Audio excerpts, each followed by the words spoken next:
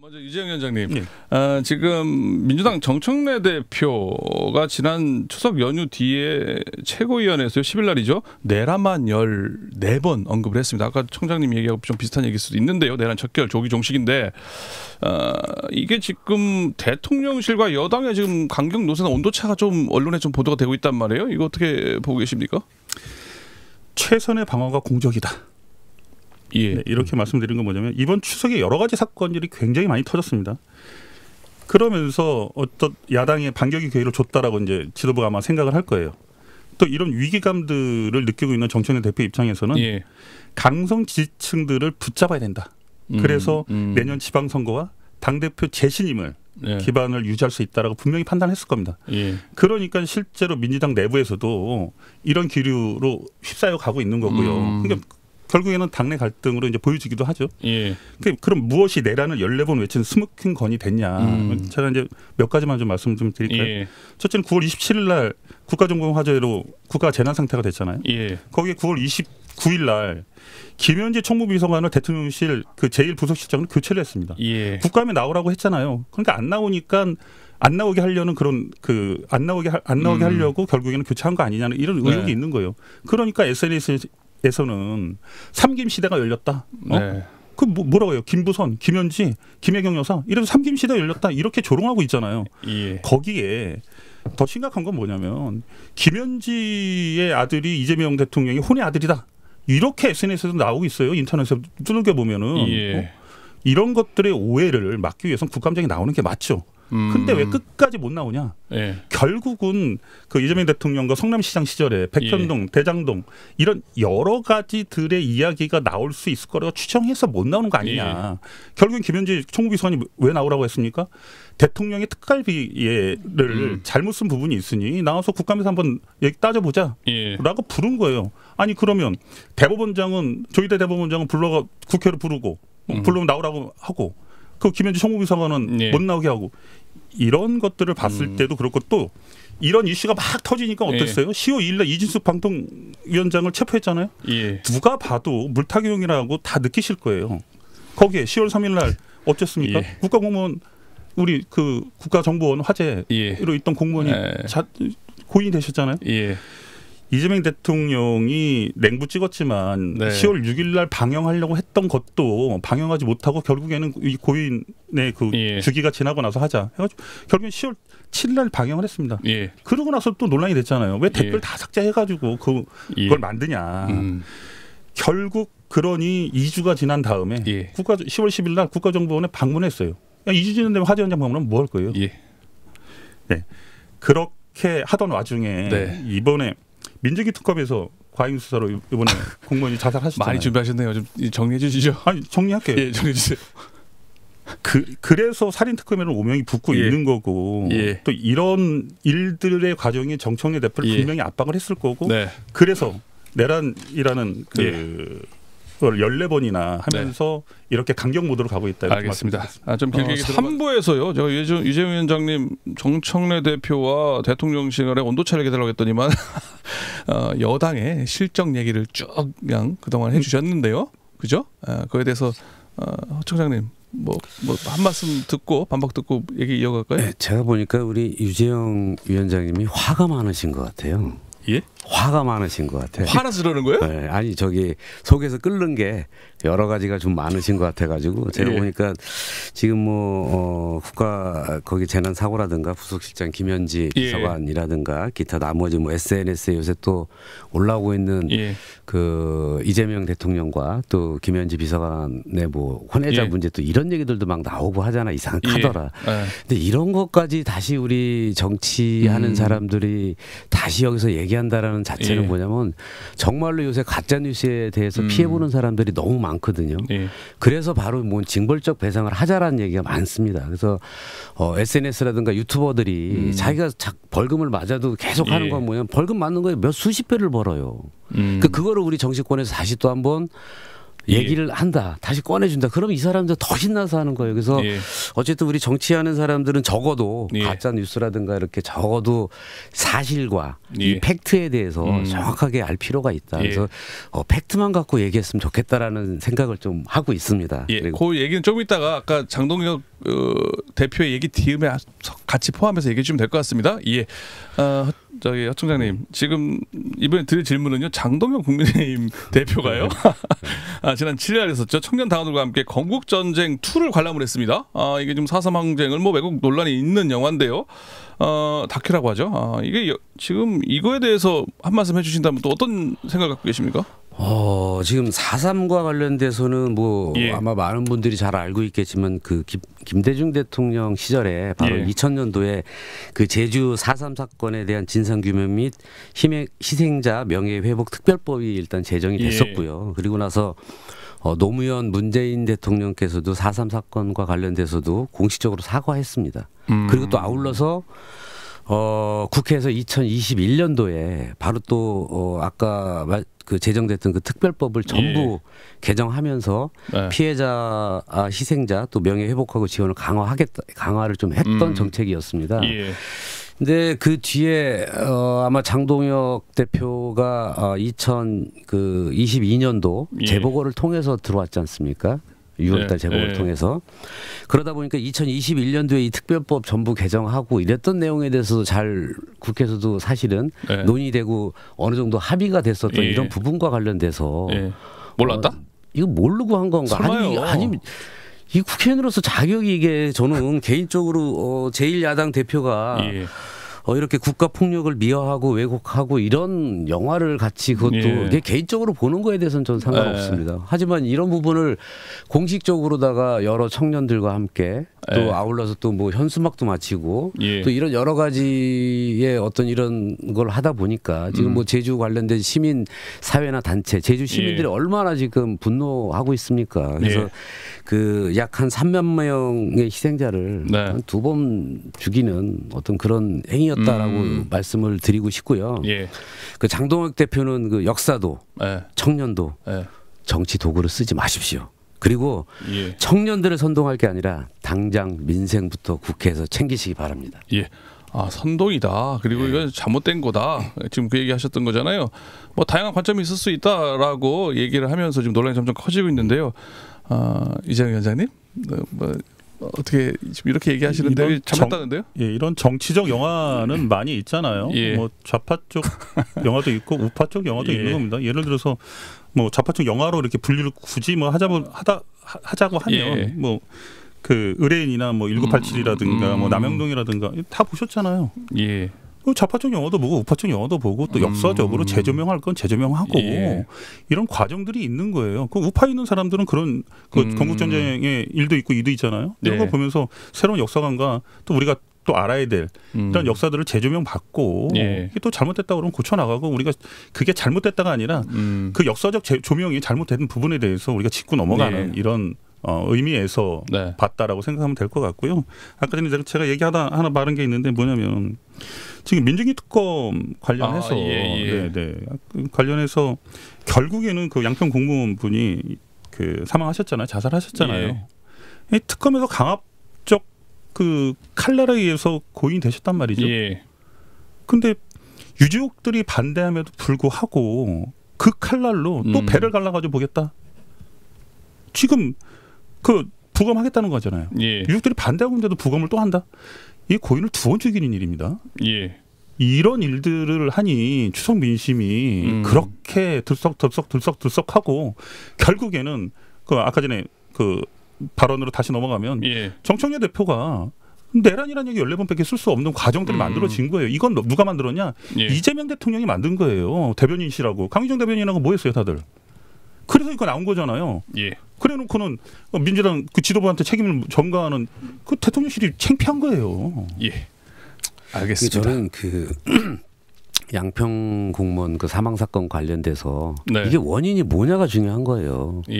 그 김건희 여사 그쪽 그 어머니 그쪽에서 지금 그 개발 이익으로 몇백억을 300억 이상을 개발 예. 이익을 받잖아요. 그리고 거기에 개발 이익 부담금을 78억을 부과했단 말이에요. 이거를 영원으로 만들어준 예.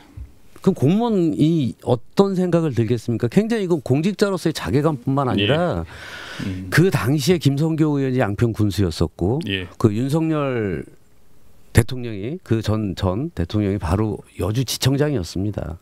예. 바로 인근에 있었어요. 그러니까 이런 부분에 대해서 그 개발이익 부담금과 관련돼서 78억을 갖다가 네. 거의 영원으로 만들려고 이렇게 만드는 네. 그쪽에 굉장히 큰 문제가 있지. 그럼 알겠습니다. 공무원들 같은 경우는 이걸 어떻게 참고 전 견디겠습니까? 청장님 말에 딱 동의해요. 맞습니다. 예. 맞는 얘기예요. 짧게 정리해 주세요. 그럼에도 불구하고 예. 법으로 심판해야지. 잘못했으면 죽음으로 심판하게 만들면 되겠어요? 예. 이상입니다. 알겠습니다. 일단 여기까지 하고요. 인천섬 얘기 좀 해야 될 것 같습니다. 시간이 많이 지나갔네요. 지금 20일부터 인천시 국정감사가 있습니다. 지금 이제 유정복 시장에 대한 이제 각종 국감에서 민주당의 공세가 예상이 되고 있는데요. 어떤 부분이 가장 쟁점이 될 것 같은지 각각 들어볼까요? 먼저 청장님 어떤 부분이 가장 쟁점이 될 것 같습니까? 저는 일단 인천에도 굉장히 많은 일들이 또 있었고 예. 그래서 가장 중요한 거는 그 저는 이제 그 상임위별로 잠깐 뭐 한 예. 곡 정도씩만 이렇게 보는데 네. 행안위 쪽에서는 아마 제가 봤을 때는 그 12.3 비상계엄 당시에 그 예. 인천시청 그 폐쇄 논란과 관련돼서 여러 가지 좀 이런 얘기가 잠깐 있을 것 같고요. 예. 또 뭐 지금 이제 수사를 받고 있는 상황이지만 유정복 시장 공직선거법 위반 예. 그 대선 출마하면서 그때 저기 보좌진들이라든가 시청 공무원들이 예. 여기 선거 개입했던 어떤 이런 부분이 좀 논란이 좀 있을 수 네. 있다. 아울러서 지금 어떻게 보면 인천시 전체의 그 행정체제 개편을 하는 이 부분과 관련돼서 그 동구하고 중구 내륙하고 통합 그다음에 또 서구가 분구되는 이 과정에서 네. 과연 주민 의견들이 적절하게 수렴이 됐는지 예. 그다음에 여기에 관련돼서 또 중앙정부 허구의 어떤 여러 가지의 그런 부분들이 잘 협조가 되고 있는지 그런 부분하고요. 예. 아마 인천에서는 그 지금 뭐 예전부터 아마 저도 시연할 때부터 나오고 우리 유재ং 의원님도 그렇고 다 이런 얘기가 나왔을 텐데 그 수도권 매립지 종료 관련돼서 예. 이 대체 부지 확보와 관련돼서도 굉장히 좀 이 부분은 심각하다. 그다음에 예. 바로 또 2026년 도에 합의가 돼서 1월 1일부터 이제 직매립이 금지가 되잖아요. 예. 근데 거기에 대한 준비가 전혀 지금 돼 있는 데가 단 한 곳도 없다. 과연 2026년도 1월 1일 날 직매립했을 때 이 사태를 어떻게 네. 해결할 것인지에 대한 부분도 없고 예. 그리고 이제 국토위 쪽에서 보면은 지금 제3연휴 그 통행료 관련돼서도 상당히 논란도 많잖아요. 예. 우리 저기 그 제3연휴 그 질 때 그 뭐 청라 주민들도 그렇고 아파트 질 때 돈도 여러 가지 내고 그랬었는데 그런 부분과 관련돼서 뭐 통행료 부분들이 나오고 있기 때문에 예. 이 부분과 관련돼서도 좀 집중적인 질의가 있을 나올 것 거다. 같고 또 한 예. 가지는 또 이제 문체위 쪽에서 F1 인천 유치 관련돼서 이 부분은 너무 심각해요. 예. 제가 봐도 예. 이 부분은 지금 도대체 예산을 얼마로 전체적으로 잡고 있는지도 예. 문제고 예. 인천시에서 이제 2027년도에 이거 개최를 하는 거를 목적으로 하잖아요. 예. 그럼 전체 예산이 얼마냐? 근데 불과 준비하는 네. 것도 올해부터 준비했어요. 네. 그 2년 만에 할 수가 없고 그다음에 이게 태국에서는 지금 2028년도부터 2032년까지 예. 하는데 보면 이 예산이 1조 7천억을 잡았습니다. 예. 근데 인천은 과연 어떻게 될지 할 수 있겠냐? 예. 확실히 저기 전 총장님이 또 보좌관 출신에서 그런지 상임위별로 딱딱 또 준비를 또 이건 또 철저히 갖고 오셨네요. 인천 또 국감연에 대해서는. 그런데 이거 뭐 할 거다 좀 쭉 짚어주셨잖아요. 조금 이 수도권 매입지에 대해서는 좀 비판도 하시고요. 위원장님, 이게 지금 민주당 주도의 다수당의 이제 행정감사반이 오잖아요. 유정복 시장에 대한 정적 공세, 아까 말한 그 두 가지죠. 12.3 비상계엄, 청사 폐쇄 논란, 그리고 공직선거법 위반. 그러니까 다른 정책적인 것도 정책적인 거지만 정적인 공세로 뭐라고 할 것이다라는 얘기가 있잖아요. 위원장님 어떻게 생각하십니까? 제가 봐서는 우리 청장님은 아직도 청장님이세요. 이렇게 그 행안위별로 이렇게 쭉 예. 해가지고 갖고 오신 거 보면 말씀 예. 유목조목 잘해주셨는데 맞습니다. 이런 부분들의 이야기가 나오는데 결국에는 국감에서 이제 논란이 되고 이게 이슈 파이팅이 돼야 되는데 예. 지금 현재 그 공직선거법 위반 관련해서 경찰이 이제 수사 중이고 이런 것들이 예. 자칫 잘못하면 수사에 영향을 줄 수 있기 때문에 결국에는 이슈화되기는 좀 어렵다. 또 수도권 매립지 문제도 이미 4자 협의체 결과물로 대체 매립지를 4차 공모했는데 이제 두 군데 나왔잖아요. 예. 이제 발표는 못하지만 이걸 가지고서 어쨌든 그 유정부 시장의 공약이 대체 매립지를 확보하겠다라는 게 이제 주요 일이었기 때문에 이거 가지고서도 이슈 파이팅 하기는 좀 어렵다. 이제 이런 게 뭐냐면 유정부 시장도 국회의원 3선을 했습니다. 예. 12번. 그럼 4년씩 하면 4, 3, 12년이죠. 12년간 국감을 다니셨어요. 또 거기에 그 행안부 장관도 하셨고 농림부 장관도 하셨고 예. 했기 때문에 피감기관도 해보셨기 때문에 이런 구력과 경력들이 있기 때문에 이런 질문들이 날라와서 그 충분히 대응을 하실 것 같고요. 있다. 또한 국감장에서 이런 거 갖고 잘못 괜히 그 질문했다가 망신살 뻗치면요 SNS에 평생 갑니다. 이런 것들 정치하시는 분들이 신중하게 다뤄야 될 필요도 있다 해서 이번 국감에 여러 가지 지금 뭐 이야기들이 나오기는 하겠지만 결국에는 이슈 파이팅하기는 굉장히 어렵지 않냐. 쉽지 않을 것이다. 네. 예, 알겠습니다. 뭐 청장님 뭐 하실 말씀 있으세요? 전 제가 봤을 때 이슈 파이팅 이런 부분들이 이 지금 어떻게 보면 유정복 시장이 아까 말씀하셨던 것처럼 국회의원과 시장을 두 번 하고 이런 이제 경력을 갖고 있잖아요. 예. 아주 행정을 잘해야 되는데 제가 봤을 때는 어떻게 보면 좀 행정을 하면서 이 시대적인 흐름을 좀 읽지 못하고 있지 않나. 그래서 어떻게 보면 행정은 제가 봤을 때는 지금 뭐 거의 유정복 시장 제가 기대했던 것보다는 훨씬 못하다. 너무 네, 저는 그래서 개인적으로 보면은 저도 뭐 국회에서 보좌관도 하고 또 시의원도 하고 네. 청장도 했습니다만은 저는 이제 밑에서의 했던 행정이고 이제 위에서 여러 가지 이제 유정복 시장이나 이런 거 보면은 지금 뭐 매립지 종료 같은 경우도 이거 빨리 했었어야 돼요. 이게 지금 10월 10날 이제 4차 공모 마감했었잖아요. 근데 이것도 또 늘린 거예요 범위를 지방자치단체만 한 게 아니라 민간 단체도 그렇고 협동조합까지도 넓혔단 말이에요. 근데 민간 단체 했을 때 이거 굉장히 또 우려스러운 부분들도 많고 지금 현재 소각장 이용 같은 경우도 보면은 공공보다는 민간에서 하는 소각장 같은 경우는 3배가 더 높아요. 그래서 이 예산이 다 들어가야 되는 거예요. 그래서 지금 인천에서 보면은 지금 연수구하고 옹진군을 빼놓고 나머지는 다 뭐냐면 민간 소각장을 이용하겠다라고 하고 있어요.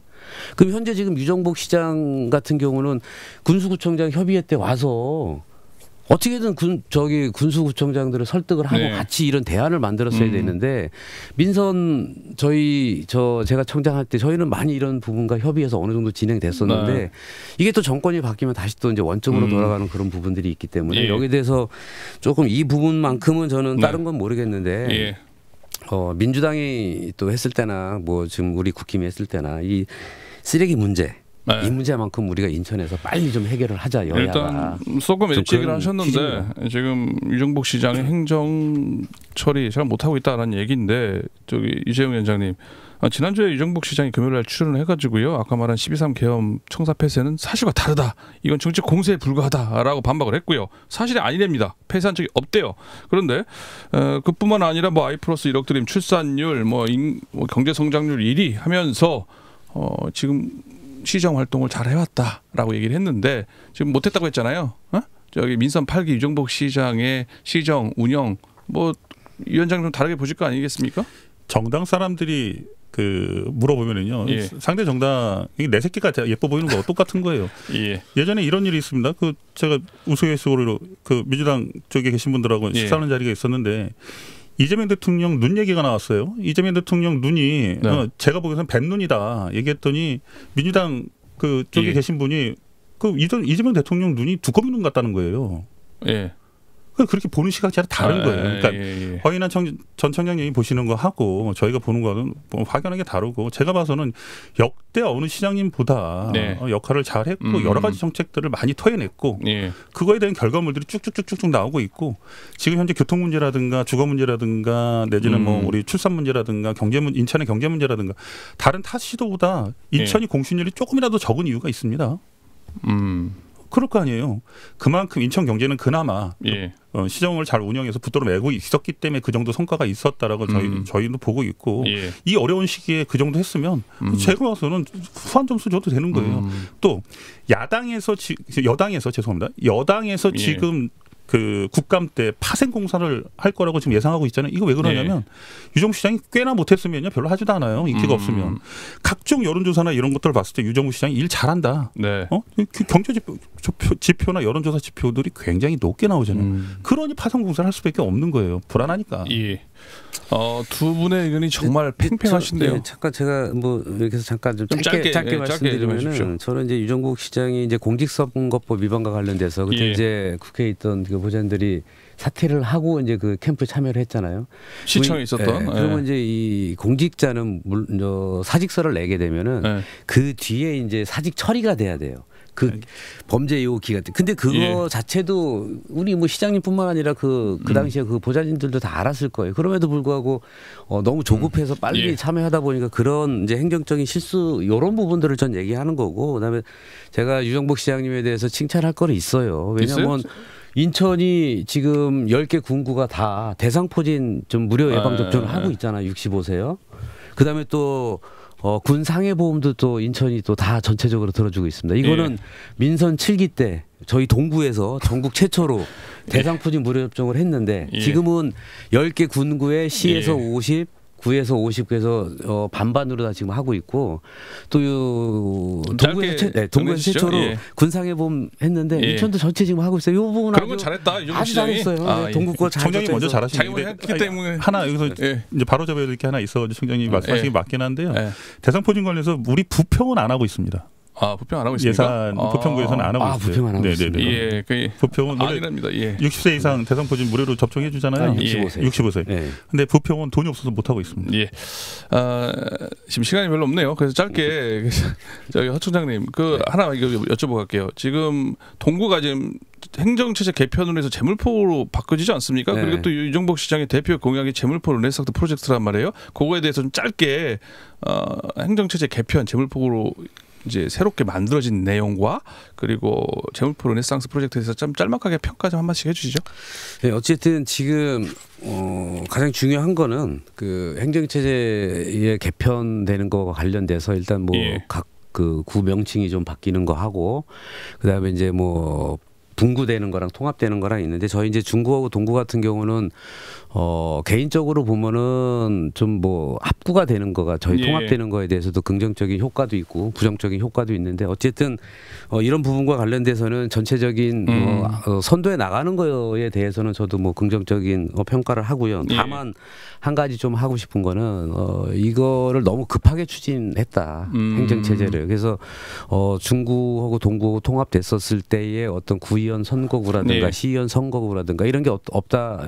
정확하게 어떤 뭐 그런 부분에 대한 것들이 아직 나오지 않고 있기 때문에 지금 정치적인 혼란도 있을 수 있고, 또 정치적인 혼란이 있다 보면 당연히 또 주민분들도 또 혼란스러운 것들도 있고, 그다음에 합쳐졌을 때 뭐가 좋으냐, 뭐가 나쁘냐, 이런 거에 대해서 지금 그 누구도 설명을 지금 못 하고 있다. 그래서 결국은 행정체제 개편과 관련돼서 많은 부분들에 대해서 얘기를 하고 있지만 진짜 핵심을 얘기하지 못하고 있다. 이게 좀 저거 가장 큰 행정체제 개편은 얘기 거기에 듣고요. 재물포 르네상스 어떻게 보세요? 재물포 르네상스 같은 경우도 지금 주민들이 몰라요. 재물포 르네상스 뭐를 어떻게 부흥을 시키려고 그러는 건데, 그리고 지금 어떻게 보면은 재물포 르네상스에서의 사업을 보면은 지금 배다리 쪽에 이제 중동구가 통합됐었을 때에 구청사를 짓겠다고 그러는데, 그것도 지금 도시공사에서는 여기다 질 건 아닙니다. 이제 그림만 이렇게 그려놓은 겁니다. 이렇게 얘기하고. 그럼 어디다가 할 건데라고 했을 때 그 누구도 답변을 지금 못 하고 있다. 그다음에 그 지금 인천 내항 같은 경우에서도 개발 계획들이 르네상스 안에 나와 있는데, 내항은 그럼 항만공사라든가 해양수산부하고 어떤 협의가 있어야 되는데 항만공사도 모르고 여기도 협의에 저거 할 것도 없고, 그다음에 전체적으로 이거를 했었을 때가 뭐냐면 땅 부지 매입이에요. 이 부지 매입비를 어떻게 다 하겠습니까? 그래서 아무튼 재물포 르네상스는 말 그대로 포장만 르네상스고 속은 르네상스도 리모델링도 못한 낡은 행정이다, 이렇게 평가하고 싶습니다.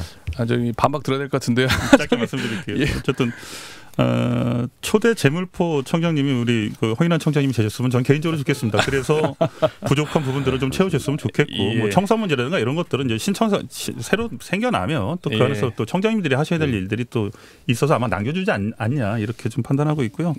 18부두 개발 관련해서 어쨌든 중앙정부하고 이제 협약도 다 끝났고 이제 부지 매입 과정만 이제 남아 있는데, 이런 것들 이게 도시 재생 사업이잖아요. 결국에는 그 쓰지 않는 부두 18부두를 개발을 해서 재물포로부터 구도심까지 영향을 미쳐서 결국에는 이런 도시 재생 사업을 하겠다라는 유정복 시장의 어떤 그 정치 철학이 있는 거고, 또 그 탑10 도시 관련해서 글로벌 탑10 도시. 글로벌 예. 탑10 도시 관련해서 강한남단 결국엔 경제적 의혹으로 묶어가지고 예. 인천 먹고 살게끔 해주겠다는 거 아니에요. 최경선 시장님이 송도 매립해서 50년 먹고 살았으면 유정복 시장님이 예. 강한남단 만들어서 인천에 100년 먹거리 만들겠다는 예. 얘기예요. 이런 것들이 젠프로 상스하고 연관돼 예. 있다 이렇게 짧게 말씀드리겠습니다. 알겠습니다. 한 시간이요. 각각 한 1분 정도씩 좀 남아 있는데요. 오늘 못다한 말씀이라든지 정리 말씀 듣고 각각 1분 꼭 지켜주시기 바랍니다. 한 말씀씩 듣고 마무리하겠습니다. 먼저 유재영 위원장님. 오늘 여러 가지 이야기를 많이 나눴는데요. 이재명 정부, 예. 정부에 대한 국민들의 이제 심판이 일어날 거다. 또 이번 사태를 봐서 또 지방선거를 앞두고 그 지방 시장들에 대한 그 파생 공세가 이어지고 있는데요. 잘 보시면 아시겠지만 잘한 부분들이 더 도드라지지 못한 부분들이 나오지는 않을 거라고 저는 판단합니다. 그래서 시민 여러분들이 끝까지 지켜봐 주십사 이렇게 당부 말씀드리겠습니다. 예, 허인한 전 총장님 오늘 한 말씀 마무리해 주시죠. 네, 오늘 첫 번째로 저도 첫 출연이어가지고 많이 좀 긴장도 하고 또 할 얘기도 많이 있다 보니까 조금 예. 저도 시간이 좀 많이 부족한 어떤 그런 부분들도 있는데요. 이재명 정부가 출범하면서 아마 국민들께서 많은 기대와 희망을 가지고 아마 하셨던 부분들도 많이 있을 겁니다. 예. 근데 이러한 부분들이 그 기대와 희망이 이제 잘 이루어질 거라고 생각을 하고 또 아울러서 저는 인천에도 내년이면 굉장히 큰 변화가 있지 않습니까? 행정체제 개편이라는 예. 어떤 그 개편 속에서 우리 주민과 시민들을 어떻게 하면 더 행복하고 즐겁게 잘 살 수 있게 만드느냐. 그게 우리 또 정치인들의 과제고 또 풀어내야 될 우리 숙제라고 생각합니다. 우리 주민 여러분께서도 늘 관심 가져주시고 할 때 저희들도 열심히 최선을 예. 다해서 우리 주민분들을 위해서 일을 하도록 하겠습니다. 오늘 감사합니다. 아니 그래도 우리 허 총장님 처음 출연하셨는데 오늘 워낙 또 아는 게 많으시다 보니까 하실 말씀이 많아가지고요. 오늘 충분한 토론이 된 것 같습니다. 좀 제가 더 시간을 많이 드리고 싶었는데 제한된 시간이어서 사실 오늘은 노래도 안 듣고 지금 최대한 두 분 하실 말씀 시간을 확보하기 위해서 이렇게 얘기하고 있는데요. 오늘 이렇게 출연해 주셔서 좋은 말씀 해주신 유재홍 국민의힘 인천 부평갑 당협위원장 그리고 허인한 더불어민주당 국민주권전국회의 인천 공동대표 두 분 오늘 출연해 주셔서 고맙습니다. 감사합니다. 예. 지금까지 시사 핫스팟 유재홍 국민의힘 인천 부평갑 당협위원장 허인한 더불어민주당 국민주권회의 인천 공동대표와 이야기 나눠봤습니다.